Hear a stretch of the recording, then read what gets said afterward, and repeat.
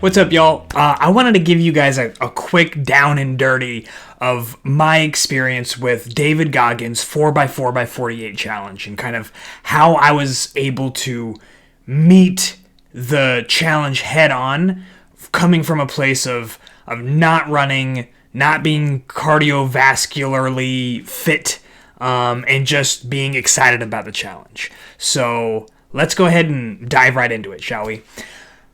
On the very outset, I want to just lay out some contextual factors without turning this into story mode. So about 7 years ago, I had a back injury.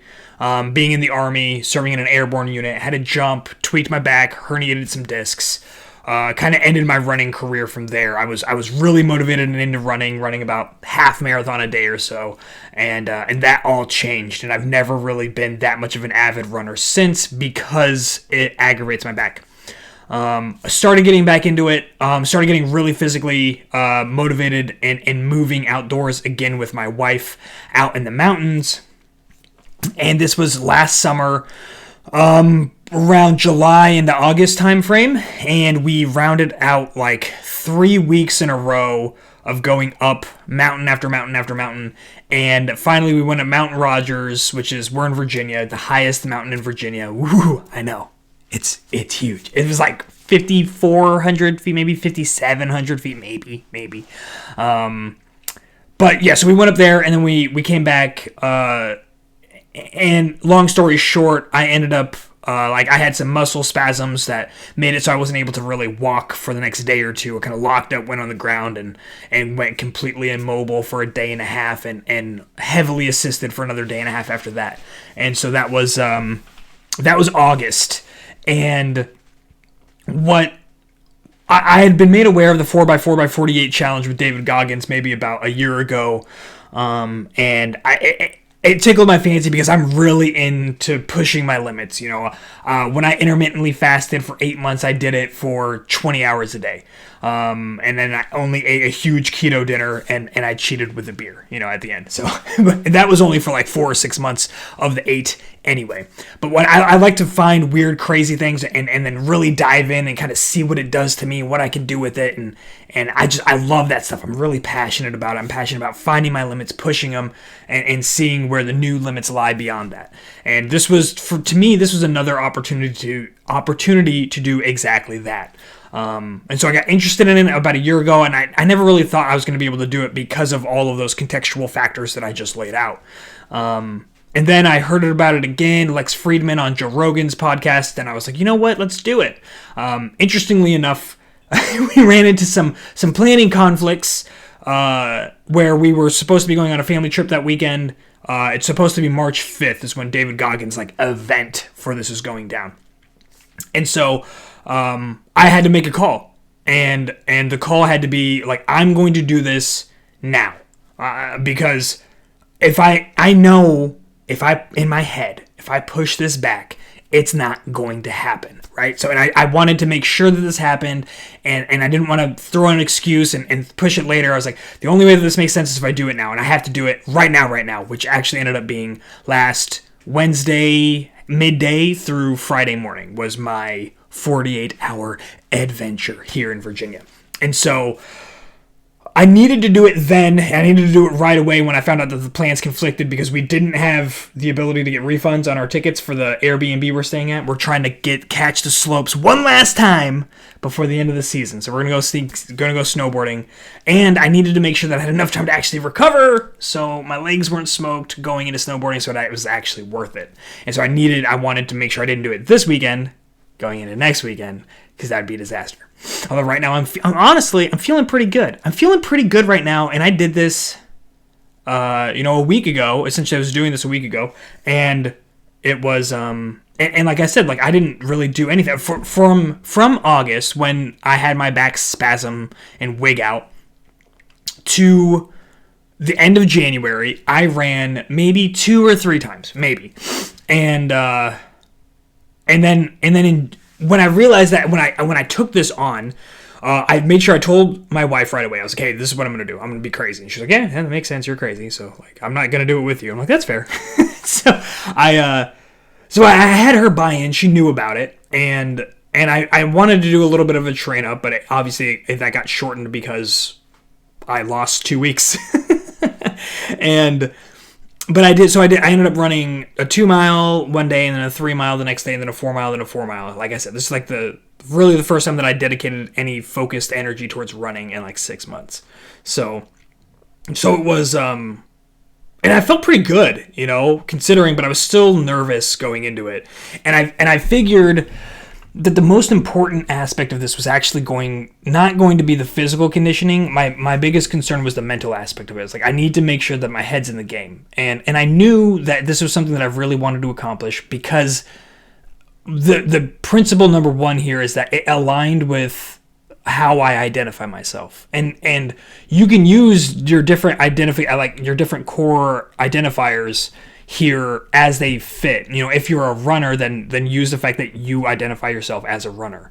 If for me, it wasn't that, I could have done that back in the day when I was running a lot, but that doesn't apply now because I'm not a runner. I enjoy physical fitness, so I like to push my limits in ways that push my body and my mind in the limits of that. And so that's that identity, that constantly wanting to push myself was the identity factor of this. And that was the initial part and kind of an ongoing key mental factor that allowed me to fuel the motivation, to lean back on when things were getting tough. It was like, this is why I do this. I do it because it's hard. That's why I'm doing it. Like, oh, this sucks right now. Like, yeah, that's why I'm doing it. So every time during the run that it came, I'm like, oh my God, this sucks so bad. Like, I'm so tired and I can't even see straight. And that's why I'm doing it, because it's hard. What happens? What happens when I run through this? And that was really great. And then that was good, but honestly, as important as that was, the system was 10 times as important. The schedule needed to be clear, right? I needed to not have other things that were coming up in the way. So the biggest part about that was making sure that I arranged my work schedule appropriately. I recorded the things I needed to record for the show and the videos as I needed to. I made sure that my wife was tracking and our daughter was aware, and we had just gotten a puppy, and so I trying to work out like how the schedule was going to work. Like, hey, do you want me to come into bed for the couple hours? It's going to mess up your sleep going to work. So we had to work all that stuff out, and it wasn't something that I just left to the day of. I'm like, oh, how are we going to do it? We were communicating about this, and that was a huge part of the success there. But it was about the system, right? And it was about making sure that I had all my chargers for my watch, my headphones, and my phone, like all the stuff that I wanted with me. My chargers were moved to a central location. I had my clothes set up for different type of weather events, which I dealt with all of them. Except for like heat, right? It was cold. That was actually a very beneficial part of that about this, is that I didn't go through clothes like crazy because I wasn't sweating at all for a lot of the runs because it was so cold. And I was able to set up kind of a station, like, okay, this is where I'm going to hang up the clothes, and every second run, then I'll wash these, and I don't need to wash the jacket or that, whatever. But I had it all kind of laid out in a meticulous way, and it was all about that planning. Now, here's a part of the planning that I knew that I wanted to do, but I ended up running out of time and was not able to do, was route mapping, right? I wanted to make sure that I had at least 3 routes that I could cycle through, because it's essentially like 6 runs a day. So if I go through the route once, and then maybe I do the routes backwards, then the other way, that's one whole like 24-hour period. And so that was the plan. And then it came up like, dude, I don't have the routes. I know a couple around here that are decent, and that ended up being some of the bigger struggles, is when I was kind of running aimlessly and I didn't know exactly where I was going. I was just kind of relying on my watch to tell me when I was hitting certain marks. Like, okay, now I can start heading back to the house. But it was like kind of running aimlessly through the neighborhood at like 4 a.m. That was probably a big struggle that anybody could find themselves prey to, and so that would be something that I highly recommend that you make sure that you account for on the front end. Now, additionally, there was the single biggest variable that came up and obstacle that came up for me ended up being the weather, because it ended up snowing, which was actually really fun because I was running at 4 a.m. during my first 4 a.m. run, and it was snowing and it was gorgeous. It was soft, and like I was just seeing my tracks on the road, just me, just my footprints looking behind it. It was like the most amazing feeling in the world. to know that I was the only person up and running at that time, and I had been running at that point from 12 p.m. the day before. It's 12, 4, 8. Wait. 12 p.m., 4 p.m., 8 p.m., 12 a.m., and then 4. So that was my 5th run. So I was working on my 20th mile, like meeting to the 20th by the end of that.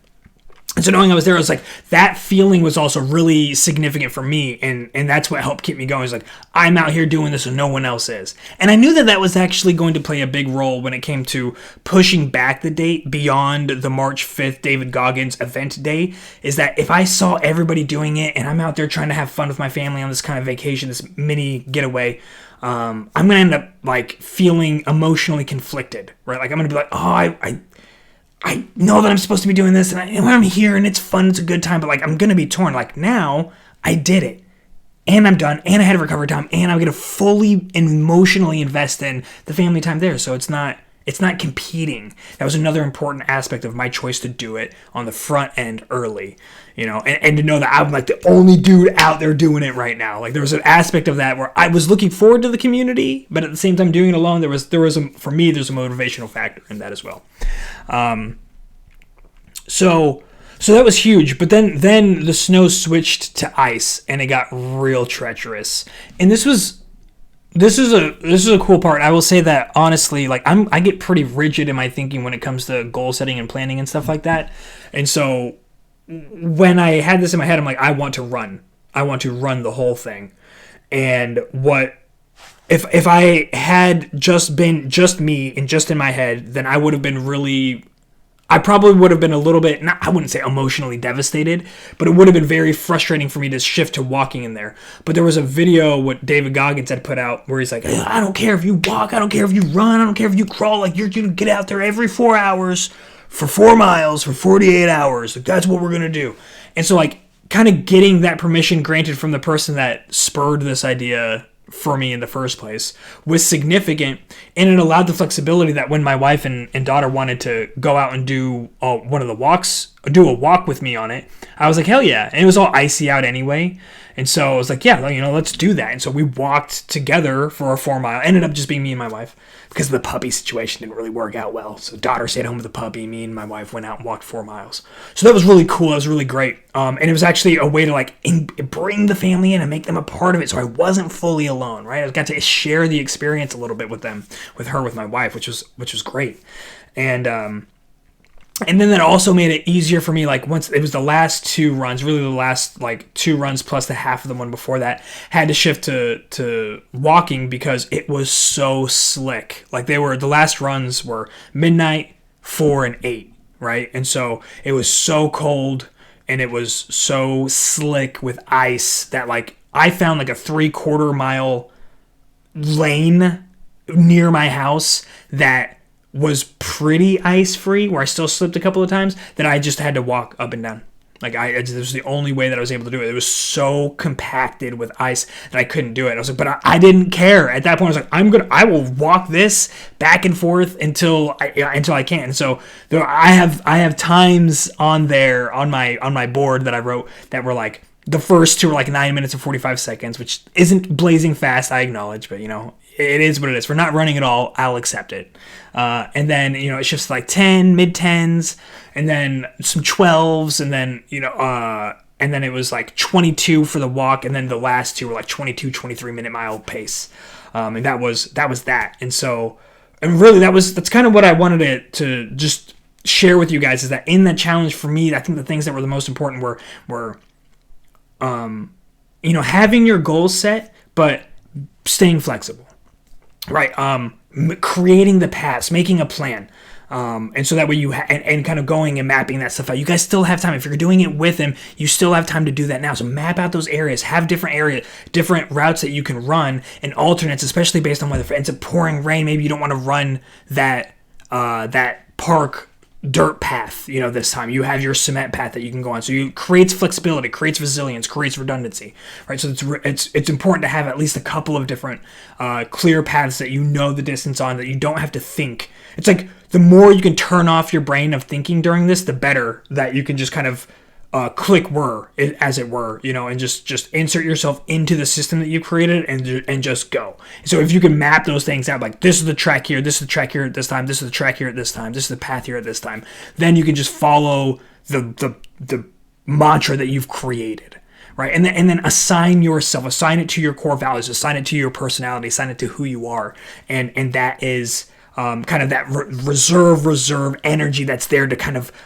guide you along the way. It's like your purpose. Why are you doing it? Like it's part of my identity. It's part of who I am. How is that so? And you use that, and I listened to, I'll try to create some, not links, but I'll create a list of the things that I listen to during it. I'm a really big podcast and audiobook listener.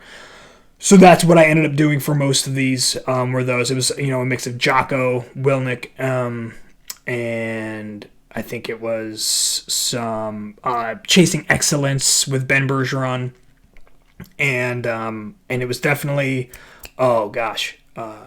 Jordan Peterson's 12 Rules for Life and stuff like that. This is the stuff that I was listening to. But I mean, you find your own thing. You find your music that freaking jazzes you up, and or you run silent. You let yourself get in meditation mode. You do your thing. But I just wanted to share that with you guys, and hopefully it helps you to create a little bit better game plan going into March 5th. So I love it. I love you guys. Go out there and crush it, and let me know how it goes when you get done.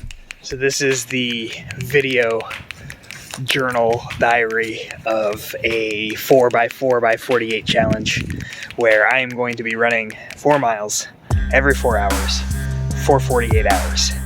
It is 12 o'clock on Wednesday, the 17th, whatever today is. And we're going to see how funny these videos get over the next 2 days.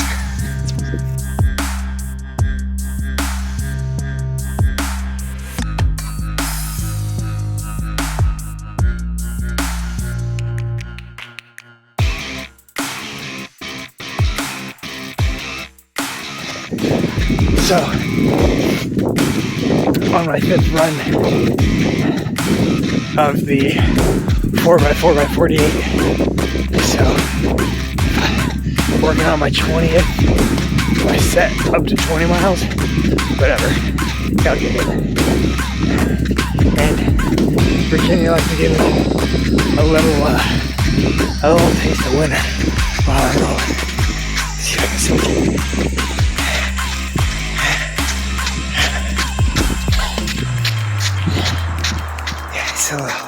It's a little snowy, so you can see my foot is.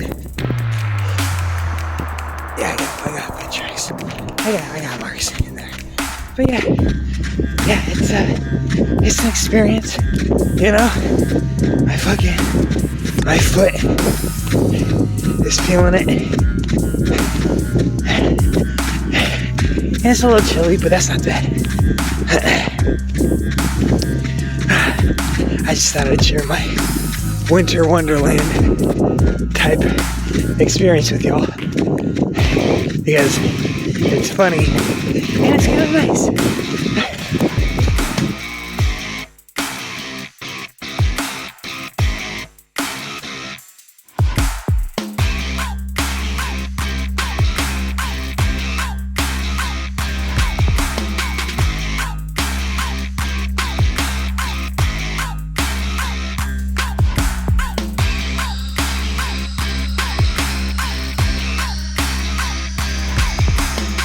Well, this is the world at 4 in the morning in Virginia. It's hard to see. This is just me sliding down the middle of the street because there's no traction. It's so slippery. It's very, very difficult to run, and I'm very tired.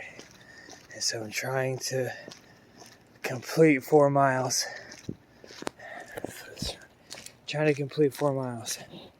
Oh, shit. So, it's the second to last run. And the world's really throwing some freaking interesting curveballs. And so this might be a really, really, really long 4-mile endeavor. But I'm so close. So we will fight and we will get there. Yeah, this is the path. It's really fast going. It's really good stuff. It's hard to judge or estimate what's better. This is the ice. I mean, not really. This is better. It's just awful. And every time I go out into the street, it is, there's a car that comes. So the energy at this point that it takes to get from there to here in response to a car is too much. It's too much. So I think I'm about a mile and a half in to the very last one. And this will be it. Yeah.